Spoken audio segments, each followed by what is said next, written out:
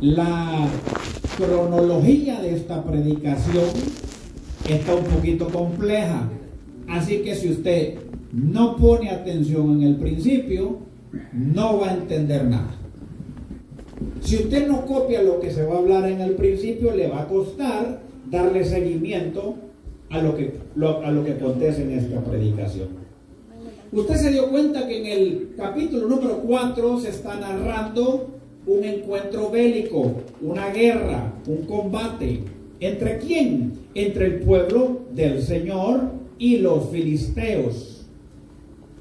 Dice la palabra del Señor que salieron al combate y se presentaron en un lugar llamado Ebenezer, y el significado de Ebenezer quiere decir: hasta aquí Jehová nos ha ayudado. No había mejor lugar para confrontar a los enemigos que en un monte, que en un lugar bélico que llevara el nombre: hasta aquí Jehová nos ha ayudado. ¿Quién se iba a imaginar que con un nombre o un título de esta índole, el pueblo de Israel, el pueblo del Señor, iba a regresar aquel día con una gran cantidad de muertos hacia su casa? No estoy hablando de 12 muertos. No estoy hablando de 30 muertos. Estamos hablando de que aquel día se levanta el pueblo del Señor en contra de los filisteos, los incircuncisos, y regresan 4,000 velorios. Imagínese usted una comunidad pequeña en la cual tenga que haber ese mismo día, esa misma noche, 4,000 cajas de muertos, 4,000 familias dolientes, 4,000 velorios en el mismo town, en el mismo pueblo, en el mismo cantón, en el mismo municipio. Esto era una gran desgracia, una gran derrota. Lo curioso del asunto es que el pueblo de Dios peleó en Ebenezer. El pueblo de Dios acampó en Ebenezer, que significa: hasta aquí Jehová nos ayuda. A veces nosotros ponemos calcomanías, stickers, collares cristianos, anillos cristianos, emblemas cristianos, y creemos que por el nombre de lo que representa en un metal, en un cartón, en una ventana, viviendo impíamente y en pecado delante de la presencia de Dios, la calcomanía y el nombre va a ser efecto. Que aquello nos va a salvar y nos va a rescatar, aunque vivamos impíamente delante del Señor. Yo le dije que esta prédica iba a llevar una cronología un poquito distinta a otras veces, y quiero que usted se dé cuenta de lo siguiente. Entonces vinieron los hijos de Dios y se quejaron delante del profeta Samuel. ¿Qué pasó? ¿Qué aconteció? Y se les hizo bien a los hijos del Señor tomar el arca del pacto, y dijeron: lo que pasó fue que fuimos a la guerra y no llevamos el arca del pacto. Para el que no sabe qué es el arca del pacto, un cajón precioso de madera de acacia con forro de oro que tenía 3 asuntos históricos relevantes adentro. Vestido de querubines en derredor, pero adentro tenía un par de asuntos históricos. Ahí estaban los panitos del maná. Usted sabe que el maná tipificó la presencia de Dios todas las mañanas. Ahí estaba la vara de Aarón. Ahí estaba la vara que reverdeció y dio almendros. O sea que ese cajón no era un cajón cualquiera, era la misma presencia de Dios en medio del pueblo. Ahí estaban las tablas de la ley, en donde el dedo de Jehová apuntó en esas piedras y barrenó y escribió los 10 mandamientos. O sea, no era cualquier cajón, era la presencia de Dios. Y el pueblo del Señor dijo: tuvimos 4,000 muertos porque la presencia de Dios no la llevamos. Y dijeron: vamos al combate, vámonos de nuevo. Y se enfrentan nuevamente en contra de los filisteos. Pero miren lo que pasó. Dice que cuando llegan los hijos del Señor con el arca del pacto a Ebenezer, hicieron un gran estruendo. Imagínense, dice la Biblia, un gran estruendo que el monte tembló. Cuando los filisteos, el ejército enemigo, estaba en su campamento, dijeron: ¿y qué es este estruendo? ¿Qué es lo que está pasando? Y uno de ellos dijo: es que han llevado la presencia de los dioses consigo a la batalla. ¿Y quiénes dioses son estos? Son los mismos dioses que llenaron de plagas a Egipto.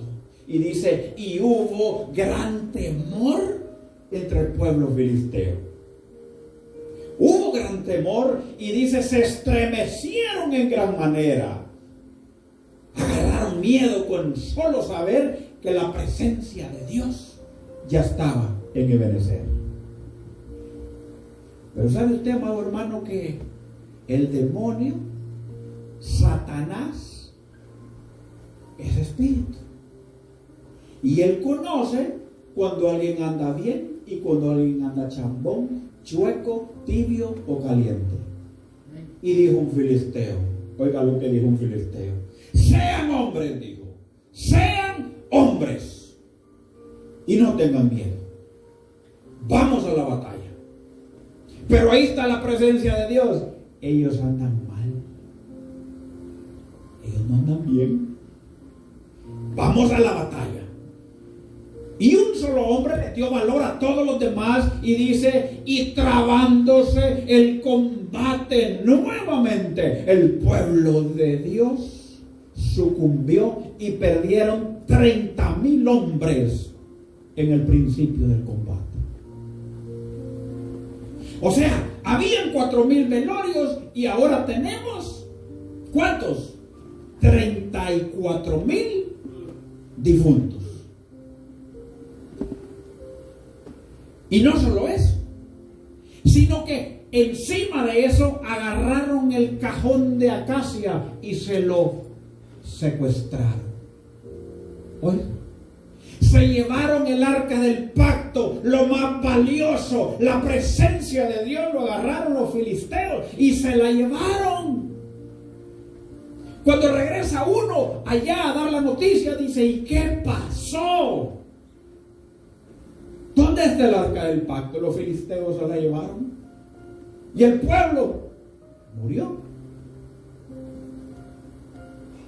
Y había un sacerdote llamado Elí, y dice: y mis hijos murieron también. Y había una esposa de uno de esos hijos que de la noticia dio a luz, solo de la noticia de lo que había pasado, y le puso como nombre: la bendición es traspasada. Ecabod. La bendición es traspasada porque el arca del pacto ya no estaba en la casa de Dios. O sea que no es porque yo grite más y cante más duro y me vista más chulo, o no es eso lo que atrae la presencia de Dios. ¿Y sabe para dónde se fue el arca del pacto? De Ebenezer se fue a Asdod. ¿Y en dónde la pusieron en Asdod? En un templo diabólico, satánico, a la par de una entidad, de un muñeco llamado Dagón. O sea, de este lado estaba el arca del pacto y aquí estaba Dagón. Lo que quiero que usted se traiga a su memoria y a su mente es esta pregunta.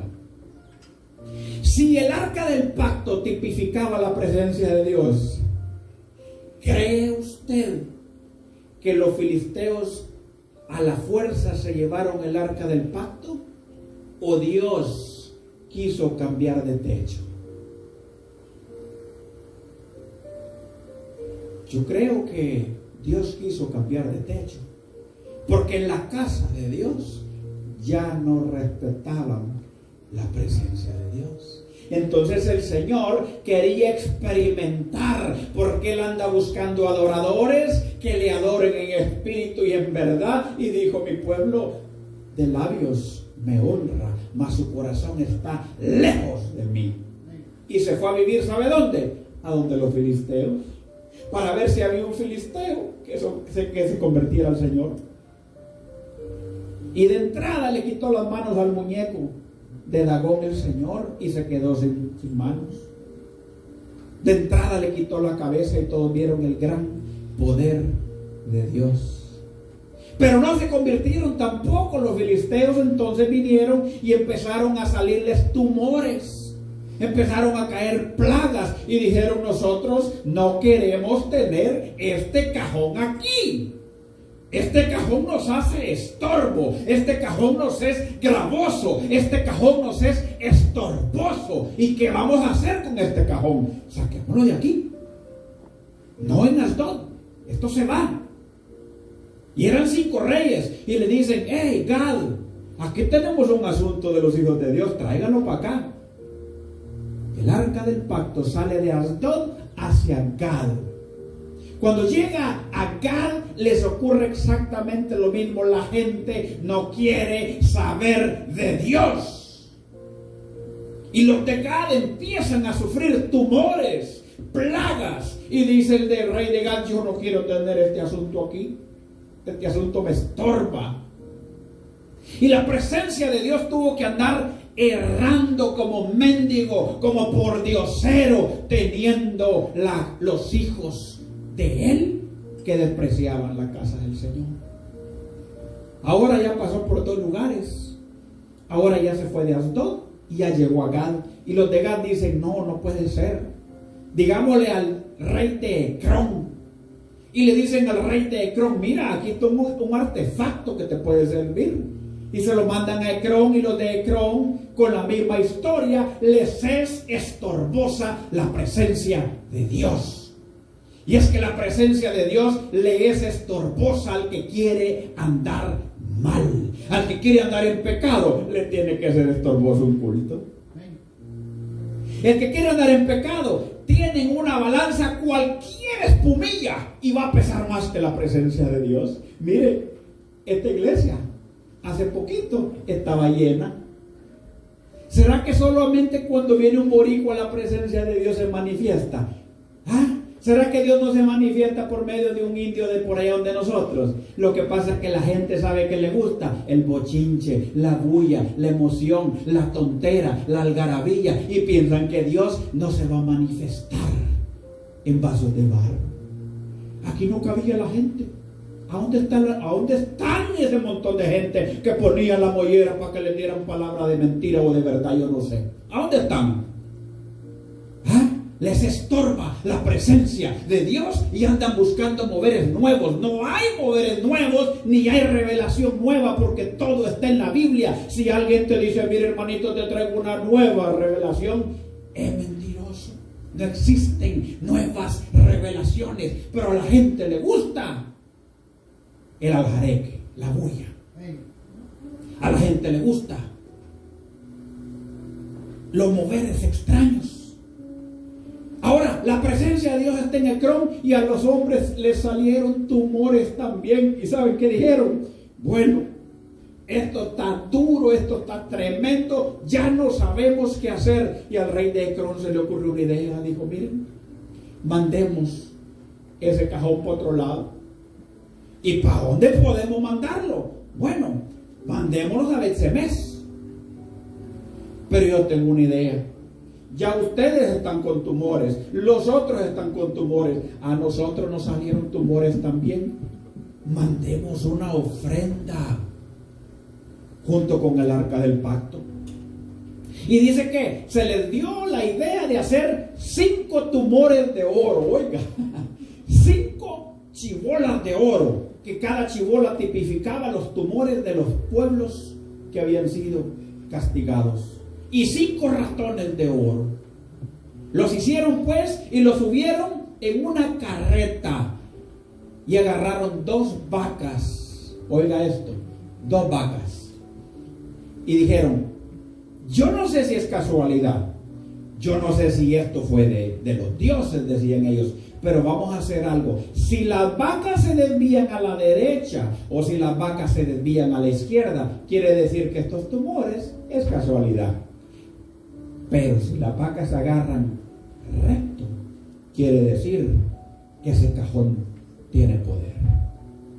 Y dice, y agarraron 2 vacas y las uncieron y amarraron el arca del pacto y pusieron 5 ratones de oro, 5 tumores de oro y soltaron las vacas. Y dice la Biblia, y las vacas caminando no dirigieron su mirada ni a la siniestra ni a la diestra, sino que siguieron su camino recto.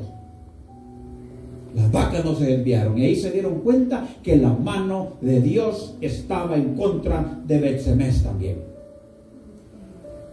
Entonces llega el arca del pacto a la casa de Abinadab. Ya el arca del pacto en la casa de Abinadab pasa décadas. Pasa décadas el arca del pacto en la casa de Abinadab. Y no pasa nada. Tenían el arca del pacto como quien tiene esa bocina en la esquina, que a quién le pone importancia. Un artefacto más, un instrumento más. Al fin y al cabo, ahí está pues. Ahí está. Entre lo que nosotros estamos narrando, oiga bien, el pueblo pidió rey. Entonces Dios le permite a Saúl ser rey. Dios le permite a Saúl ser rey. Saúl falla, ustedes saben la historia. El profeta Samuel unge a David. Saúl es desechado. Mire todo lo que pasó. Mire todo lo que pasó. Saúl ya no está en el poder. Entonces ahora está el rey David. Y David dice: ¿en dónde está el arca del pacto? En la casa de Abinadab. En la casa de Abinadab. Vamos a traerla. Vamos a traer el arca del pacto. Y dice, y fueron a la casa de Abinadab, agarran el arca del pacto, que solo la podían tocar los de la tribu de Leví.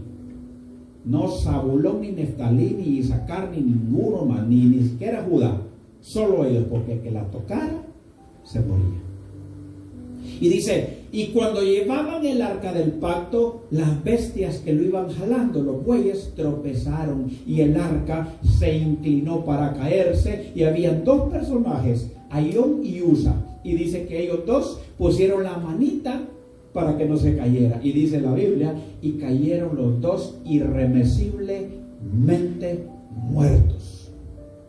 Entonces David se entristeció y dijo: ¿cómo vamos a llevar el arca del pacto a la ciudad de David? ¿Cómo? No hay manera. Para mientras se nos ocurre algo. ¿De quién es aquella casita que está por allá? Ya hay 34,002 muertos. ¿De quién es esa casita que está allá? Ah, esa casita es de Obed-Edom.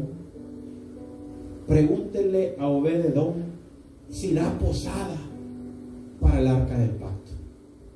Y Obed-Edom dijo: sí, tráiganla. Un hombre que aprendió a amar la presencia de Dios, a respetar la presencia de Dios, a cuidar lo de Dios. Y dice la palabra, y en 3 meses Obed-Edom tuvo el arca del pacto en su casa, y el Señor lo bendijo en gran manera, más que todos los de su alrededor. ¿Sabe? A A mí me da bastante pesar, me entristece el corazón que cómo tuvo que andar el arca del pacto rodando, buscando nuevo techo, teniendo la iglesia. Y la iglesia de hoy en día está igual, no hay diferencia.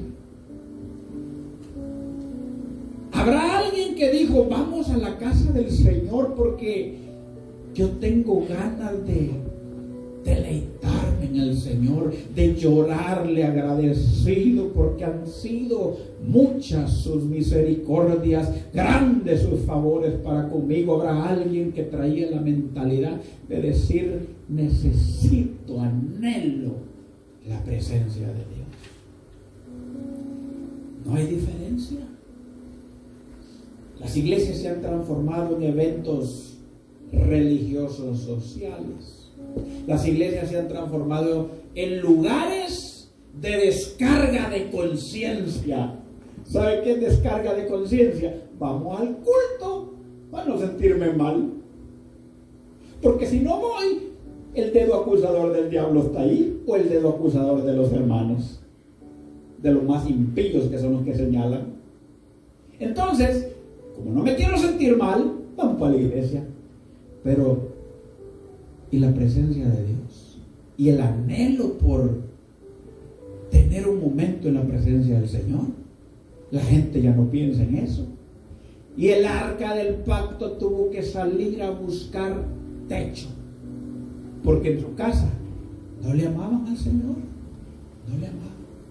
Ahora con lo que le pasó a Usa, usted no me diga que los filisteos se llevaron el arca del pacto secuestrada. No.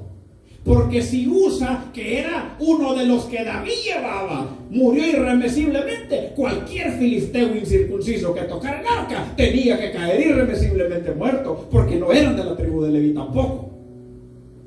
Esto implica que Dios se dejó secuestrar.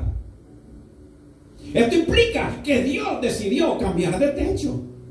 Esto implica que Dios decidió empacar sus maletas e irse de un lugar de hipocresía, de un lugar en donde no lo recibían bien, en donde no lo querían, en donde él se sentía sobrado. Y esto es lo que pasa hoy. Es justo lo que pasa hoy en las iglesias. Llámese la denominación que se quiera llamar, católica, pentecostés, anglicana, reformada, luterana, bautista, como se llame. Dios sale sobrando. Dios ya no importa. La presencia de Dios no vale. Entonces el arca del pacto ahora se encuentra en casa de Obed-Edom, y David, un hombre conforme al corazón del Señor, dice, ya perdimos gente, pero necesitamos la presencia de Dios. No se puede quedar el arca del pacto en la casa de Abinadab. Vamos a traerla de nuevo, y si no morimos, pues que muramos. Pero necesitamos incorporar la presencia de Dios en nuestra ciudad. Y se van de nuevo. Y se van de nuevo, y dice que agarran el arca del pacto, la ponen nuevamente en la carreta, y apenas no llevaban ni 6 pasos los animalitos. Y dice David, deténganse. Y ahora, adoremos. Y así, ¿cuándo vamos a llegar? No importa cuándo vamos a llegar, pero vamos a llegar adorando. Vamos a llegar agradecidos. Y dice que de a pasitos iban adorando, porque ahora les entró temor. Tenían el anhelo de la presencia de Dios, pero ahora sabían de lo que estaban hablando. Ahora usted sabe la gran vuelta que se dio el arca del pacto. Se dio una gran vuelta de casi 100 años, hermano. Entonces, cuando David va entrando triunfalmente a la ciudad de David, con el arca del pacto a la par, ese hombre iba contento, gozoso. Y dice en el original David caraba, que quiere decir dar vueltas descontrolado de tanta emoción. David no danzaba, David caraba, David daba vueltas, brincaba, estaba feliz. El premio de David no era Betsabé. El premio de David era la hija de Saúl por matar al filisteo Goliat, y se llamaba Mical. Entonces Mical estaba subida ahí en la ventana y lo vio con desprecio y dijo: qué bajeza de mi marido, qué bajeza. ¿Cómo se le ocurre adorar a Dios de esa manera? Hay gente que le da vergüenza llorar en la presencia de Dios. Hay gente que dice: uy, es que si yo lloro, ¿qué van a decir mis familiares? ¿Qué va a decir la sociedad? Y yo he dicho, la corbata es el utensilio que el Señor permitió que el hombre inventara para secarse las lágrimas y los mocos en la presencia de Dios. Hay quienes lo ocupan para exhibirla. Y le dice David: mira, si tú piensas que lo que estoy haciendo es miserable, aún me haré más vil por causa de Jehová. Y en el momento que Mical se burlaba de su marido, porque su marido adoraba a Dios, se le cerró su matriz y no pudo parir jamás. Es más, cuando aquellos le decían: hijo de David, ten misericordia de mí. ¿Sabe usted la genealogía de José, esposo de María? ¿Usted sabe quién es de dónde viene la genealogía esa?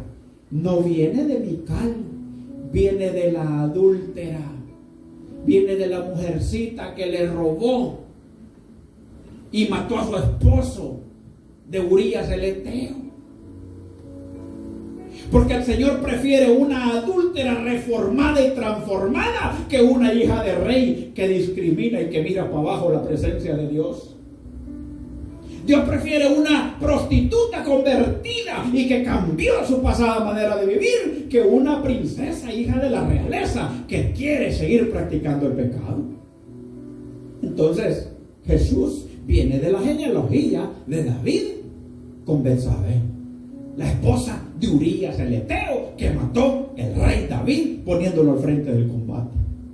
El Señor escudriña y entiende cuando el corazón del hombre se vuelve a Dios. Ahora, ¿a qué punto quiero llegar? Yo le dije que viera la cronología de esta prédica. ¿A dónde estaba la presencia de Dios antes de ir a Ebenezer? Ahí empezó la historia. En Ebenezer, ¿a dónde estaba la presencia de Dios? ¿Alguien sabe dónde estaba? Estaba en la casa del sacerdote Elí. Estaba en la casa de Dios. Estaba con los hermanos de la iglesia.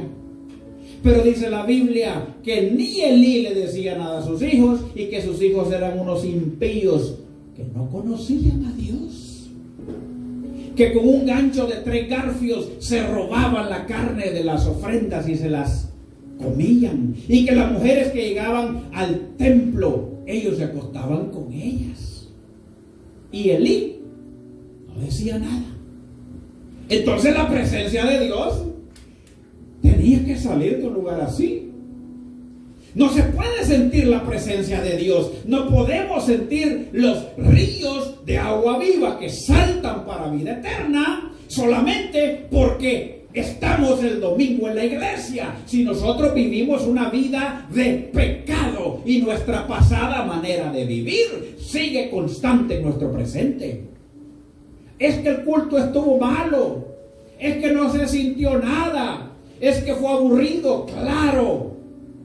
Claro, porque estás anestesiado, y anestesiado te pueden quitar los 2 pies, las 2 manos. ¿Y qué sentiste? Le dicen a una vieja ahí que recibe un dinero ahí en YouTube. Nada, dice. ¿Ya lo vieron? Así está el pueblo del Señor. ¿Y qué sentiste? Nada. Claro. Pasa la presencia de Dios, se postra la nubecita en el lugar Y la gente no siente nada, ni remordimiento, ni el espíritu le contrista de pecado, porque están decididos a no adoptar las costumbres de los hijos de Dios. Ahora, ¿qué pasa con Elí? Elí era el sacerdote, estaba viejo, tenía sobrepeso, era ya un hombre viejo, y sus hijos los manda a pelear. Cuando le da la noticia que el arca del pacto fue secuestrada y que sus hijos fueron muertos, se fue para atrás de la silla, se desnucó y se murió, y de paso se murió hasta su nuera, pero parió. Entonces, nos damos cuenta, amado hermano, que la presencia de Dios empaca maletas. Oye, empaca maletas.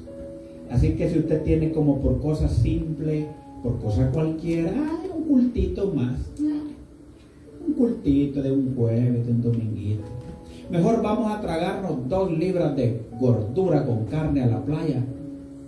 Entonces tenemos la presencia de Dios por cosa cualquiera. Yo no le digo, hermano, que usted se va a salvar por asistencia y constancia en la iglesia. Yo no digo eso. Yo digo que aquí en la iglesia, en el templo, es donde Jehová lo llama la puerta del cielo, y Dios manda ¿a dónde? Aquí, ¿qué dice? Bendición y vida eterna. Entonces, si usted no anhela las cosas de arriba, sino que las cosas de abajo, entonces quiere decir que la presencia de Dios puede que empaque. Hay gente que tiene un tiempo de gracia de parte del Señor, y yo le voy a decir una cosa: no es lo mismo ni se parece que el hombre deje a Dios a que Dios deje al hombre. ¿Sabe por qué? Cuando el hombre deja a Dios, uno le dice: mira, Señor, yo no quiero saber nada, yo lo que quiero es mundo. ¿Se acuerdan del hijo pródigo? Sí, bueno, al hijo pródigo la presencia de Dios nunca lo dejó, nunca. Con las prostitutas, ahí estaba cuidando. Con las algarrobas, ahí estaba. Con la hambruna, ahí estaba. Llorando, ahí estaba. Pero el Espíritu Santo se contrista, y después de que se contrista, se aparta. ¿Qué pasa con el hombre que Dios le habla 1, 2 y 3 veces y después sigue igual? El problema cuando el Espíritu Santo, dice en el libro de Lucas, se aparta y se va. Cuando Dios dice: bueno, muchacho, yo voy a hacer maletas porque te he hablado 2, 3, 4 veces, 5, 6, 7 años y no querés saber de mí. Entonces, al altivo dice que lo mira de lejos. Quiere decir que ya no está en él, ¿verdad? Nosotros somos el templo y morada del Espíritu Santo. El Espíritu Santo no se va a ir entonces. Bien, claro que se va, porque el espíritu inmundo dice: vuelve y ve que la casa está ordenada pero vacía. ¿Qué quiere decir vacía? Que el Espíritu Santo se fue. Entonces, ¿qué va? A buscar 7 peores. Y antes eran 1, ahora son 8. 7 más él, 8 demonios. Entonces nos damos cuenta, a la luz de la palabra, amado hermano, que la presencia de Dios se va de la vida del hombre, se va de las iglesias. Hay iglesias en donde ya no hay visitación, ni sanidad, ni ningún mover, simple y sencillamente porque ellos quieren comida, lotería, rifas, echémonos 2 Padres Nuestros y nos vamos para la casa. O sea, por salir del paso. Y ahí están viendo el reloj. ¿Y a qué horas? ¿Y a qué horas? En vez de decir: Señor, yo vine porque tengo hambre, yo vine porque tengo necesidad. No me quisiera ir hoy, Señor, sin la respuesta tuya. Háblame a mi corazón. En el libro de Oseas, capítulo 2 y verso 12 dice: y la llevaré al desierto y hablaré a su corazón. ¿A quién? A la prostituta. Y en el versículo número 13 dice: y su monte de derrota la transformaré en un monte de victoria. Pero hay un verso antes del 12 que se llama 11, y el verso número 11 dice: pero la castigaré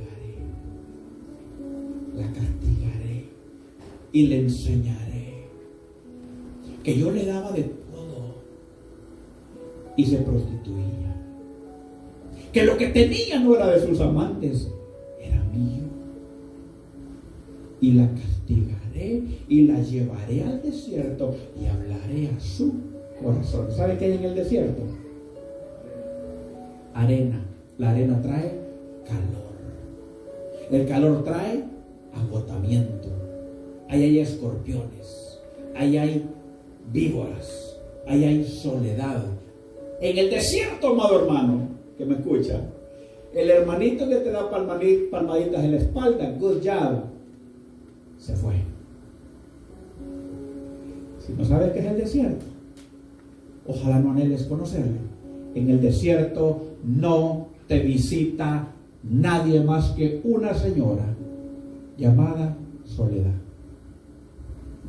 Y te toca que llorar con ella. Y te toca que clamar solo y sola. ¿Por qué? Porque Dios permite los desiertos al Hijo que le ha hablado 2, 3, 4 y 500 veces antes de desecharlo y que el Espíritu se aparte para ver si se arrepiente. Claro que el Espíritu se aparta. Aquí podemos haber 15 o podemos haber 5. Abraham le dijo: Señor, por amor de 50 no perdonarías esas naciones. El Señor le dice: claro que no perdonaría, pero no hay 50 buenos. Señor, pero ¿y 35? Abraham, no hay en Sodoma y Gomorra 35 que me amen. Ay, papá, pero ya empecé a hablar. ¿Y si hubieran 15? Abraham, no hay 15. Hablaré una vez más, Señor. Si hubieran, Abraham, no hay gente que me ame. Dile a tu pariente que se vaya, porque ahí va a llegar fuego del cielo. No hay gente que me ame. Y tenía que ser destruida Sodoma y Gomorra, pero como ya iban tarde y el alba iba a rayar, había otra ciudad que tenía que llevar fuego. Nosotros decimos los sodomitas cuando se presentan casos de homosexualidad. Sodoma se acabó, Gomorra se acabó. Son los zoaritas, porque en Zoar se refugió Lot sin su esposa y con sus hijas. ¿Usted se da cuenta cómo cuando uno desprecia la presencia de Dios no es cosa fácil? ¿Cuántos de aquí han visto un desprecio en su vida y cómo se siente? ¿Verdad? Hermano Rodolfo, usted puede llegar, pero sus hijos no. Hermana Suciela si quiere va sola, pero su hija se queda. Solo uno va a llegar, el otro no. Se siente, ¿verdad? Fatal. ¿Cómo se siente la presencia de Dios? Que la iglesia está anhelando los elotes. La iglesia está anhelando la algarabía. La iglesia está anhelando que truene la batería y el tambor y el de esto y el del otro, pero son símbolos que retiñen y no traen presencia de Dios. Pregunto, ¿a dónde está toda la gente de la campaña que lloraban y que gritaban y que aleteaban como gallinas coquechas? ¿A dónde están? ¿Dónde están? ¿Usted se da cuenta? Yo soy tan feo como tan bruto para hablar y les digo la verdad. Es gente emocionalista. Que si no se me pone el cuero como piel de gallina, el culto, Dios no está aquí. ¿Cómo así entonces? El Señor está allí. Lo único que nosotros somos personas que nos dejamos llevar por vista. Aquí está la presencia de Dios hablándote hoy, diciéndote que el cajoncito todavía está acá. Todavía. Y si hubiera uno nada más, que lo tome como por cosa grande, como por algo de apreciar, de atesorar y de anhelar, por la presencia de Dios no va, por uno.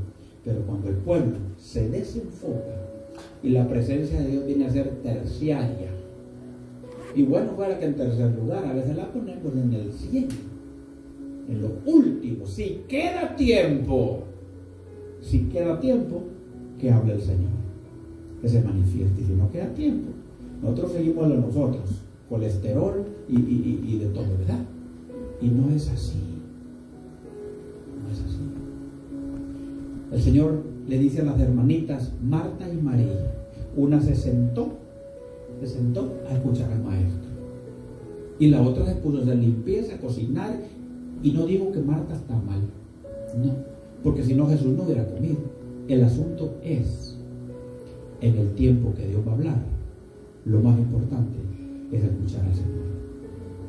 ¿Cómo se va a poner usted a hacer pupusas, alcapurrias y andar por ahí para arriba y para abajo cuando la palabra del Señor te está hablando para ti y para tu familia? Y le dice, Marta, Marta, siempre afanada. María ha escogido la mejor parte. Porque cielo y tierra y frijoles y carne asada pasará, mas su palabra no pasará. Póngase sobre sus pies. Gracias te doy, Señor.